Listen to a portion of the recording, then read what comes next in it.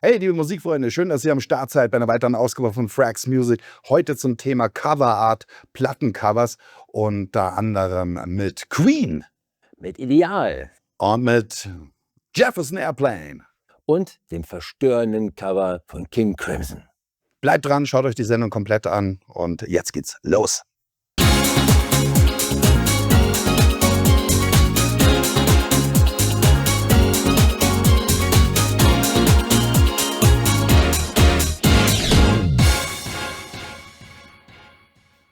So, in dieser Folge sind wir wieder zurück mit einigen interessanten Plattencovern. Und mit meinen ganz großen Namen machen wir gleich den Anfang mit Queen. Oh ja, Queen, News of the World von 1977. Arguably eins der besten Alben von Queen überhaupt, aber wir reden ja heute vor allem über die Covers und das ist natürlich auch richtig großartig. Auch hier ist eben Kunst und Popkultur kommen zusammen, denn der Typ, der dieses Cover gestaltet hat, das ist ein amerikanischer Science-Fiction-Künstler. Ja, das gibt's wirklich, so nennt er, also so ist eben sein Genre. Da ist Frank Kelly Freas. Und der Typ hat eben Science-Fiction-Kunst gemacht, aber schon bevor diese Platte rausgekommen ist, schon in den 50er und 60er Jahren, so für alle möglichen Sachen. Der hat Filmplakate gemacht oder Covers für Science-Fiction-Stories, nicht nur Bücher, sondern auch so Hefte oder sowas. Und tatsächlich für diese Vorlage, da gibt es ein Originalkunstwerk von diesem Frears, was er in den 50er Jahren gemacht hat, als ein Titelbild für eine Science-Fiction-Zeitschrift, was es nicht alles gab. Ja. Und da hat er dieses Bild hier gemacht und hat es dann extra für die Queen-Platte umgemalt. Weil offensichtlich hier sind ja die Queen-Bandmitglieder drauf, ja, die hier von diesen komischen Roboterwesen irgendwie in der Hand gehalten werden. Das ist auch dieses Thema, so was typisch auch in Science Fiction ist. Was ist, wenn die KI, wenn der Robot so selbstständig auf einmal sein Leben entwickelt, seinen eigenen Willen hat und nicht mehr kontrollierbar ist und so. Das ist ein ganz großes Thema in Science Fiction und das ist eben hier gemacht. Im Original waren das eben andere Leute in den 50ern und da hat der Künstler, der hat das extra umgemalt für Queen. Queen, wie auch immer, sind die da darauf aufmerksam geworden, haben den kontaktiert, amerikanische Künstler, haben gesagt, hey, kannst du das für uns machen? Und der, ja, klar, okay, ich male das extra nochmal neu. Ja, und dann ein Remake. Witzigerweise, der Künstler, dieser Frears, der, was heißt da, Queen anrufen, Queen wer? Der kannte die gar nicht. Der hat von denen noch nie irgendwas gehört. Ja? Und tatsächlich hat er gesagt, er hat sich von Queen nichts angehört. Weil er hatte die Sorge gehabt, dass er dann anfängt, Queen zu hassen. Er ist so klassische Musik, war so sein Ding. Und da irgendwelche komischen Rocker aus England. Er wollte es gar nicht anhören, weil er dann so viel Hate hatte, dass er dann die Kunst nicht richtig machte. Er hat zuerst das Plattencover fertig gemacht, hat danach dann sich mal die Platte angehört für Queen, was machen die eigentlich? Und am Ende fand er es auch ganz gut.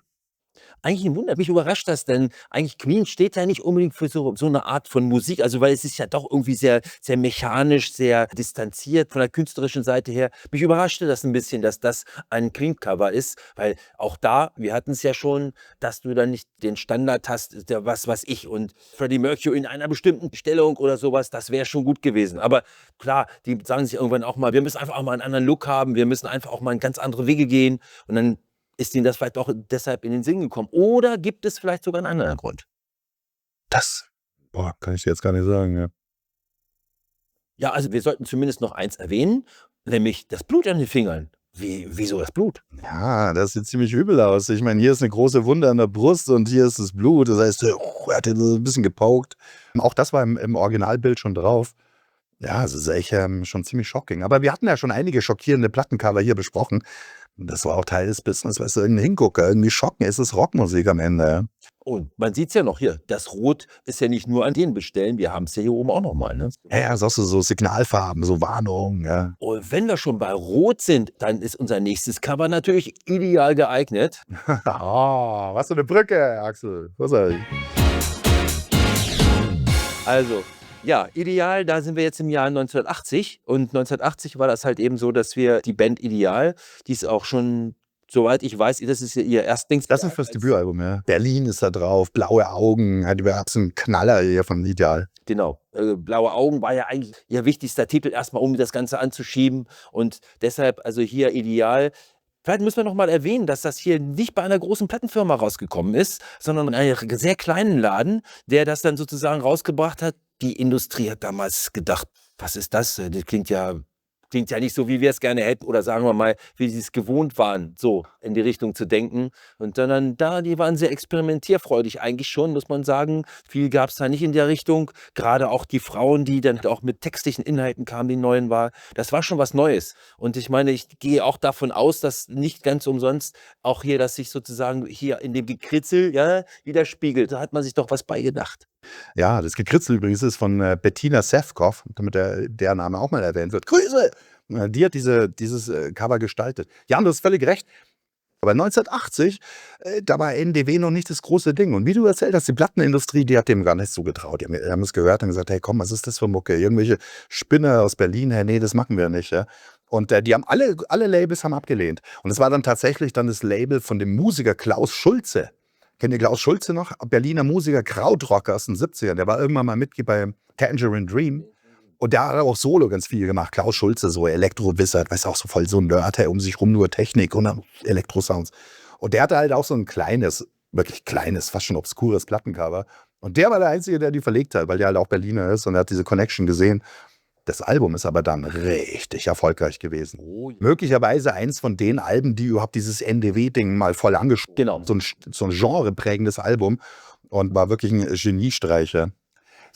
Zu dem Cover, da wollte ich dich noch fragen, so in meiner Erinnerung, oder da täusche ich mich, da habe ich das nur in meinem Kopf drin, aber 1980, da ging es doch auch schon langsam los mit Videos. Und gab es nicht von diesem Cover auch ein Video, also in diesem Style, dann auch als Video, dann bewegte, animierte Bilder, oder habe ich das nur in meinem Kopf so? Ich bin mir nicht sicher. Könnte sein, dass es nachträglich geworden ist. Also, weil ich kann mir nicht vorstellen, also rein technisch gesehen ist das damals nicht so einfach gewesen. Es gab da so eine, gut, dass du es erwähnst, Stop Animation. Wäre eine Möglichkeit gewesen. Stop Animation, wer es nicht weiß, das ist so, dass man einzelne Fotos nimmt und das Ganze als Fotos immer wieder aneinander packt. Bekannteste ist nicht Peter Gabriel, wo man ihn vorne drauf sieht. Sledgehammer ist das ja, genau. Ja. Sledgehammer. Und das ist aus der ähnlichen Zeit. Das ist so wirklich diese Pionierzeit von Videos, wo das überhaupt losging. So. Das ist auch um 1980 rum, Sledgehammer oder sowas. Ja, also in den 80er. Früher 80er, auf jeden Fall frühe Videozeit. Genau, richtig. Aber tatsächlich, vielleicht will ich es mal. Schreibt es in die Kommentare, wenn ihr das wisst. Ich habe das gerade so im Kopf, so als ob ich von Ideal so ein Video gesehen hätte. Aber andererseits spricht eigentlich vieles dagegen, weil wir haben gesagt, dieses Album, das war am Anfang, keiner hat das interessiert. Das war auf einem ganz kleinen Label. Da wird wohl nicht das Geld da gewesen sein, um ein aufwendiges Video zu produzieren. Und wir müssen uns Folgendes vorstellen. Wo wollten wir das denn abspielen? 1980 gab es MTV noch nicht. Gab es MTV noch nicht. Also das ist das Problem. Also, und selbst das deutsche MTV kam ja noch wesentlich später. Wir müssen also immer sehen, dass das eine Schwierigkeit ist. Also gut, Formel 1 war dann die erste, die richtig reingeknallt hat, die erste größere Fernsehshow. Das kam aber auch erst, war das 83, 84, glaube ich, oder so rum. Also vorher war es auch noch nicht. Also da war noch nichts, wo man es hätte für produzieren können. Ja, auch das stimmt. Also das heißt, die Plattenindustrie war natürlich massiv daran interessiert, dass halt eben Videos überhaupt irgendwo gespielt werden können, sonst kannst du die ja gar nicht unterbringen. Ja, tatsächlich. Ich befürchte, ich habe da einen kleinen Mandela-Effekt im Kopf. So. Also, aber das werden wir aufklären. Aber hey, wo wir gerade dabei sind, so, wo du die Plattenindustrie angesprochen hast, hast du denn als Produzent selber auch mal mitgewirkt bei der Gestaltung von Covers oder bei der Auswahl von Covers? War dir das irgendwie wichtig? War da, wo du gearbeitet hast, ist es Teil von deiner Arbeit gewesen, sich mit Covers zu beschäftigen? Oder hast du nur die Musik im Blick gehabt? Als Produzent in der Rolle nicht. Da habe ich mit Plattencover nichts zu tun. Grundsätzlich nicht, ja. Also die sind ja auch froh, wenn sie einen weniger haben, den sie befragen müssen. Weißt du? Einer weniger, der mitredet. Ja, so ein bisschen in Richtung geht's. Es war übrigens nur unwesentlich später, dass ich tatsächlich mal in diese Rolle kam. Und zwar, weil ich als Interpret unterwegs war. Also meine allererste Single, die also auf einem größeren Label rauskam, das war in der Neuen Deutsche Welle-Zeit. Yeah! Man sieht mich da, also wer mich erkennt, gut, vielleicht der eine oder andere, Axel B. habe ich mich genannt, weil Hubert K. und dann Axel B. passt schon, ja. Und der Titel hieß Der Hammer. Mit dem Hammer in der Hand nageln wir durchs ganze Land. Wow, starke Lyrics.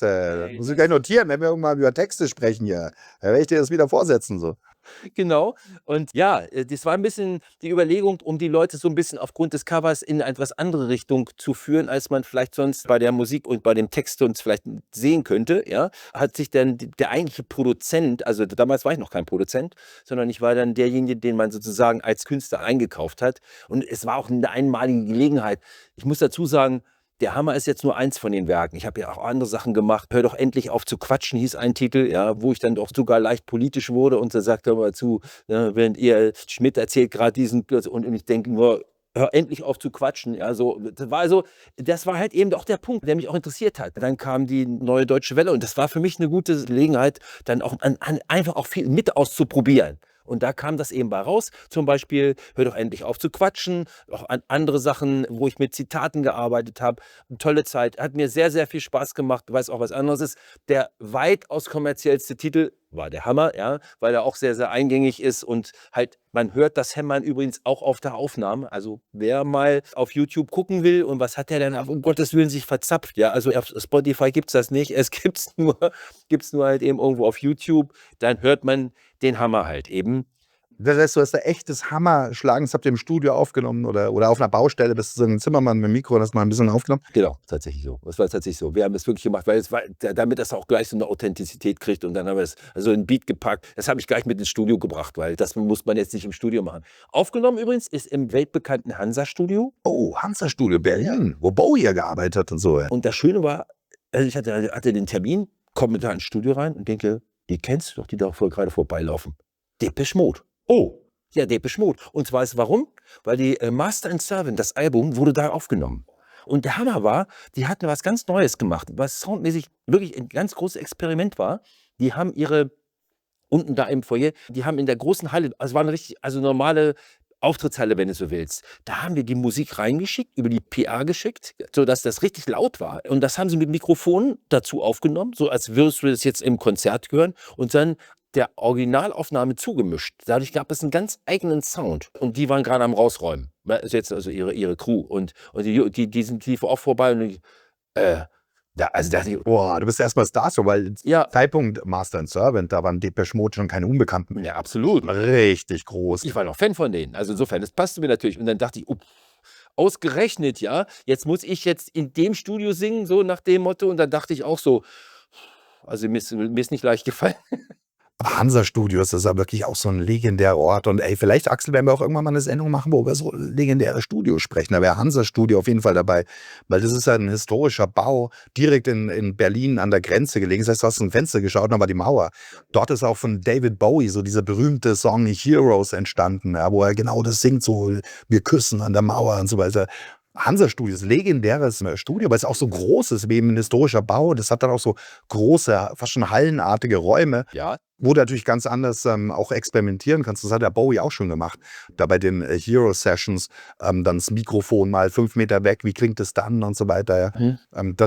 Da bietet halt das Studio auch die Möglichkeit, solche Experimente zu machen. So, ja. Das Ding war allerdings ganz anders aufgenommen worden. Das war oben im Dachstudio. Da brauchte ich auch nicht, es war ganz egal. Also es war übrigens handgespielt alles. Also hat mich handgehämmert sozusagen. Ja. Das handgehämmert ja schon, aber das gespielt. Also wir müssen immer ganz klar sagen, das war August 82 kam die raus. Das heißt, Anfang 82 wurde sie aufgenommen. Da war noch nichts mit Drumcomputern und so weiter, bis auf diese Billignummer, die wir ja alle kannten von Trio. Das darf man nicht ganz vergessen, ne?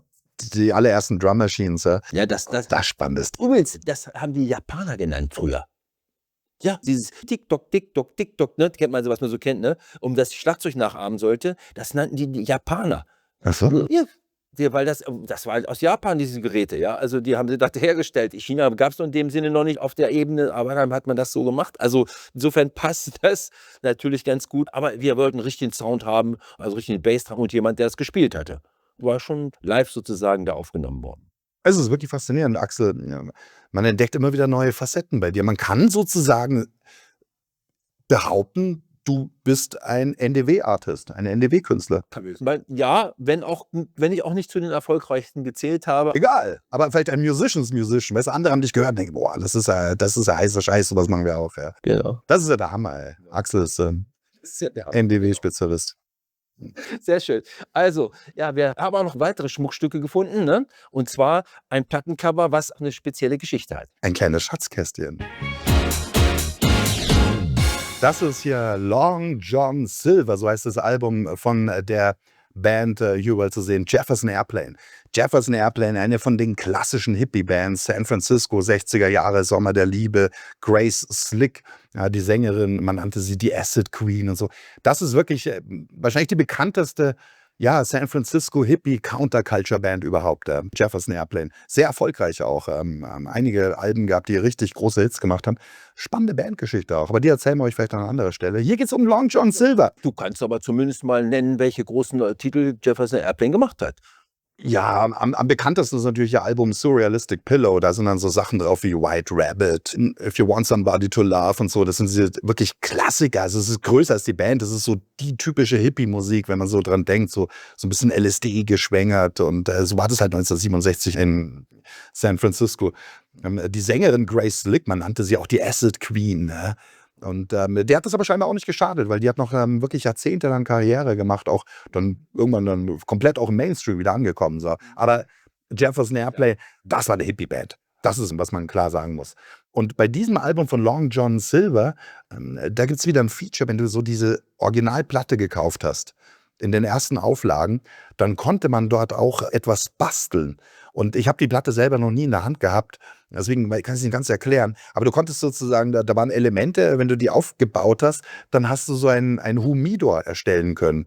Also so eine Attrappe von einem Humidor, also so eine Zigarrenschachtel. Ja, und Long John Silver ist ja auch eine Zigarrenmarke. Und wenn du dann diesen Humidor, den konntest du sozusagen aufbauen und der hat dann einen Deckel. Und wenn du den dann aufklappst, wo dann eigentlich die Long John Silver, hier schön die Zigarren halt drin liegen sollen, wenn du den dann aufgeklappt hast, dann ist halt dann das Bild zum Vorschein gekommen. Und ich weiß nicht, ob ihr es gut sehen könnt, aber das ist halt hier Cannabis, das ist Weed. Das sind halt Hippies aus Kalifornien. Und frei nach Bon Scott von AC/DC, der hat irgendwann mal gesungen, "You're smoking pot, they smoke cigars." Also wir als Künstler, Musiker, wir rauchen Pot, aber die Manager im Music-Business, die rauchen Zigarren. Und ich meine, genau mit dem Thema haben die ja auch gespielt. Wir sind Hippies, haben sie sich gedacht, wir haben dann das Weed drin. Absolutes Kultalbum, so wenn sie aufklappst, so Bullshit. Aber es gibt auch noch offensichtlich dieses nochmal als Special Edition sozusagen, das ist halt eben ganz normal in einem Cover steckt, als farbige Vinylplatte. Die gab es auch, muss man dazu sagen, die kam auch erst relativ spät, weil weitestgehend kennt man ja schwarze Schallplatte, logisch. Aber die farbigen, die habe ich aber auch schon aufgelegt, als Maxi-CDs kamen die erst. Auf jeden Fall, da kann ich mich auch erinnern. Anfang der 80er gab es die schon, aber es ist eine super Frage, Axel, so, die müssten wir auch erstmal recherchieren. Jetzt aus dem Kopf heraus, wann gab es das erste farbige Vinyl? In den 80ern waren die schon angesagt, Ja. Anfang der 80er, aber ich schätze mal, das wird es bestimmt schon in den 70ern gegeben haben. Ich würde mal sagen, irgendwelche Prog-Bands oder so haben es vielleicht das erste gemacht, aber ich weiß es nicht. Also was groß war, das kann ich sicher sagen, als diese Maxi-Single eingeführt worden ist, da haben sie die massiv gehabt. Ich war ja als DJ unterwegs, hier Boney M und so weiter, schön brav auf irgendwelchen farbigen Maxis und so, weil das ist natürlich auch gleich ein großes Feature. Dann kommst du ganz anders in die Presse und die Leute sagen, was, mit der Farbe? Und na gut, aber hat sich natürlich relativ schnell überlebt und du kennst das, dann ist es erstmal wieder vorbei. Aber es war halt damals so besser, Anfang 80er wahrscheinlich auch die goldene Zeit von den DJs, Plattenauflegern der alten Schule. Da gab es ja wirklich die Diskothek, ähnlich wie eine Bibliothek. Da hast du als DJ, wenn du da gearbeitet hast, jeder Club, gute Clubs reden wir, die hatten ihre eigene Plattensammlung. Und das ist natürlich dann schon als DJ, wenn dann auf einmal so ein 80er mal auf so Neonfarben, so ein typischer 80er. Weißt du, was du allein haptisch gemacht hast als DJ? Du hast dann diese Platte im Schwarzlicht, hältst die zur Crowd und zack, auflegt. Das war schon cool. Ja, das hat dann den DJs auch gefallen. So buntes Vinyl, wow. Aber in der Tat, es war dann halt ein paar Jahre mal so ein Hype. Wobei gibt es heute immer noch. Ja. Es gibt auch heute immer noch Neuauflagen von Vinyl für gewisse kunstvolle Alben, auch in der Rockmusik. Und gibt es immer wieder Sonderedition, auch besonderes Vinyl, besonderes Muster drauf. Kann man jetzt machen, ja. Aber ich meine, das ist eine hervorragende Promotion-Idee, so etwas zu machen. Und wir haben uns das jetzt auch vorgenommen, nicht nur jetzt hier für diese eine Geschichte zu machen, sondern wir werden immer wieder Sachen vorstellen, die außergewöhnlich sind. Ich kann mich noch gut erinnern, ich weiß ehrlich gesagt nicht mehr, was das war jetzt genau. Du hast ein Cover gekriegt, du klapptest das auf und plötzlich stand dann sozusagen durch das Aufklappmoment, entwickelte sich sozusagen eine Art Szenerie. Wie so bei so Kinderbüchern, die wir früher hatten, ne? Ja, das gab es auch, aber das hat man auch bei der Platte natürlich auch nochmal gemacht. Und du klapptest das auf und dann hattest du da und da jeweils eine. Das muss man auch dazu sagen. Und dann haben die natürlich ganz gerne so dazwischen den Raum nochmal genutzt, ne? Ja, das ist, warum wir diese Rubrik auch so gerne lieben. Über Plattencovers, da kann man so viel sprechen, da gibt es so viel Kreativität. Das ist so eine besondere Nischenkunstform auch, wo man sich kreativ ausdrücken kann, wo man zum einen noch mal die Promotion von der Platte anschieben kann, den Kunden einfach neugierig machen, aber wo es auch eben noch mal 'n weiteres Medium ist, um sich kreativ auszudrücken. Und hey, am Ende ist das, über was wir reden. Wir reden über Kunst, wir reden über Menschen, die irgendwas ausdrücken wollen. Und, die Platte ist einfach eine schöne Spielwiese, wird millionenfach gepresst und du kannst als Künstler, selbst wenn du kein Musiker bist, ist das ein attraktives, Medium, mit dem man arbeiten kann. Und, das dürfen wir nie vergessen, gut verschenken kannst. Das war ein Riesenargument. So ist es. Witzig, dass du sagst, weißt du, weil es war tatsächlich erst letztes Wochenende, da hat der Freund von meiner Tochter seinen 18. Geburtstag gefeiert Okay. und meine Frau und ich haben überlegt, naja, sollte man ihm eigentlich auch was schenken und was schenkst du so einem jungen Mann mit 18? Da habe ich wirklich, das war erst letztes Wochenende, habe ich erst zu meiner Frau gesagt, siehst du, das ist das Problem. Früher hätte ich sofort gewusst, einen 18-Jährigen, dem schenke ich eine gute Platte so. Und der wäre immer ein gutes Geschenk, aber heute ist mit der Platte kann der gar nichts anfangen. Und selbst eine CD ist für die Kids heute, was ist das? Weil wenn die Musik hören wollen, machen die es über Streaming, ja. Ja, klar, natürlich. Aber den Geschenkfaktor dürfen wir nicht vergessen. Deshalb war auch ganz klar, wenn es dann auf Weihnachten zuging, also die Musikbranche muss man sich so vorstellen, die haben in den letzten 3 Monaten den gleichen Umsatz gemacht wie den Rest des Jahres. Das heißt also wirklich das Dreifache von dem vorherigen. Das lag einfach auch daran. Dann kam auch der Herbst. Man zog sich ein bisschen mehr ins Haus zurück. Das war auch noch ein Grund. Also und das hat sich nicht geändert. Die großen Acts, die es gibt, die sehen immer zu, dass sie ins Herbstgeschäft kommen, weil dann verkaufen sie immer ein bisschen mehr. Das ist immer die Sache und deshalb drücken auch die Plattenindustrie immer so, dass sie das, da gucken die Anfang des Jahres schon genau hin zu ihren großen Künstlern, wie weit seid ihr mit eurem nächsten Werk? Ja, also auch das hat sich etabliert. Das hat auch zur Folge eben, dass sie halt eben zu Weihnachten, das wurde geschenkt, unter wie viel Weihnachtsbäumen hatten wir denn ein solches Präsent? Nicht unerheblich, ne? Naja, bei Platten war es so, ich meine, man konnte es natürlich seinen Eltern nicht überlassen, die Auswahl der Platte zu treffen. Das geht natürlich nicht, das musste man dann schon vorher selber klar machen, weil sonst endet man dann doch wieder mit den Wildecker Herzbuben und so. Naja, lieber nicht. Ja. Aber meinem Bruder zum Beispiel habe ich So ist es. die Purple Rock geschenkt. Also, und das, ja. Unter Brüdern, unter Freunden und so. Und tatsächlich, jetzt, wo ich so drüber nachdenke, weißt du was, nächstes Mal, wenn der Freund von meiner Tochter 18. Geburtstag feiert, was vielleicht nicht mehr so oft sein wird, das nächste Mal schenke ich ihm eine Platte. Und selbst wenn er keinen Plattenspieler hat, vielleicht noch eine Tüte Kartoffelchips mit dazu. Hier kannst du anhören, es muss mit den Chips irgendwie drüber gehen. Passt schon. Ach so, genau, damit er das doch hat. Sehr gut, ja. Ja, also wie gesagt, wir kümmern uns aber jetzt weiter auch um die künstlerische Seite. Da haben wir nämlich ein ziemlich, sagen wir mal, extremes Beispiel. King Crimson ist das. Die Mucke habe ich auch reichlich gehört. Also King Crimson gehörte auch zu den. Es ist schon, ja, es ist ein bisschen angsteinflößend, dieses Cover, finde ich irgendwie. Ich weiß nicht, wie es dir geht, aber Ja. schon extrem. Das ist auch so. Und auch in der Größe. So ist das Format, hey. Wenn du damals, die Platte ist noch aus den 60ern. Das ist das Debütalbum von King Crimson von 1969. Und ey, damals war das schockierend. Besser haben noch die Beatles gespielt und plötzlich kriegst du dann sowas. Hey, was ist das? Ja. Und die Plattenfirma war natürlich auch voll dagegen. Hey, das verschreckt doch nur die Leute. Aber King Crimson, das war ja die Band von dem großen Robert Fripp und die hatten von Anfang an eben auch einen sehr hohen künstlerischen Anspruch. Und die haben gesagt, es ist mir total egal, ob das irgendjemand verschreckt. Wir machen Kunst. Und King Crimson, kurioserweise hatten die ein Mitglied in der Band, allein das zeigt schon, wie damals Bands auch gedacht haben. Die hatten ein vollwertiges Mitglied in der Band, der gar kein Musiker war. Der weder ein Instrument gespielt hat, der auch nicht gesungen hat, der auch keine Songs geschrieben hat. Lyrics schon, ne? Das war Peter Sinfield. Und dem seine Hauptaufgabe war, ja, ein bisschen Texte schreiben. Und der war ein spiritueller, der war dafür verantwortlich, dass es immer die richtige spirituelle Vibe gab um die Band. Das ist kein Scheiß, Peter Sinfield. Und der hatte wiederum eben Connections gehabt mit Covers, in welche Richtung gehen wir. Und das Cover wurde dann schlussendlich gestaltet von einem gewissen Barry Gottbehr. Und das war ein Freund von diesem Peter Sinfield. Und der war eigentlich gar kein Künstler, der war eigentlich Programmierer. Eigentlich auch interessant, dass es damals schon sowas gab, 1969 Computerprogrammierer. Und der hat dieses Bild gemalt. Und das finde ich eigentlich schon krass. Jemand, der also gar kein Künstler ist, macht dann so ein Werk. Und da ist dann nicht nur das, sondern es ist auch dann die Rückseite von der Platte, die ist dann ein bisschen ein freundlicheres Gesicht. Und das ist halt der Schizoid Man. Ja, der bedeutendste Song auf der Platte heißt 21st Century Schizoid Man. Also dieser schizophrene, moderne Mensch. Ja, das ist ja, was die darstellen wollten, was sie in der Musik gemacht haben. Und das ist sozusagen der Schizoid Man. Wenn du die Platte umdrehst, dann ist er auch so gemalt, da machst du so ein bisschen freundlicheres Gesicht, so wie so ein Mann im Mond. Das ist dann der Crimson King, so haben sie es genannt. Ja. Und dieser Typ, dieser Barry Gottbehr, der offensichtlich brutal talentiert ist. Ich meine, das ist das einzige Bild, was der je in seinem Leben gemalt hat. Außer jetzt vielleicht in der Schule, im Kunstunterricht oder so. Aber das ist das einzige Bild. Der hat dieses Bild gemalt und ist dann, glaube ich, wenige Wochen nach der Plattenveröffentlichung ist er auch gestorben. Ich weiß gar nicht warum. So ist das sozusagen ein absolutes Unikat. Das ist das einzige Kunstwerk von einem Künstler, was es gibt. Und Robert Fripp hat es, glaube ich, heute noch irgendwo zu Hause hängen, ne? Das Original. Ja. Ja, das war natürlich auch nochmal der Vorgang, den könnte man auch nochmal ganz kurz erwähnen. Jetzt hast du ein Gemälde, sonst irgendwas.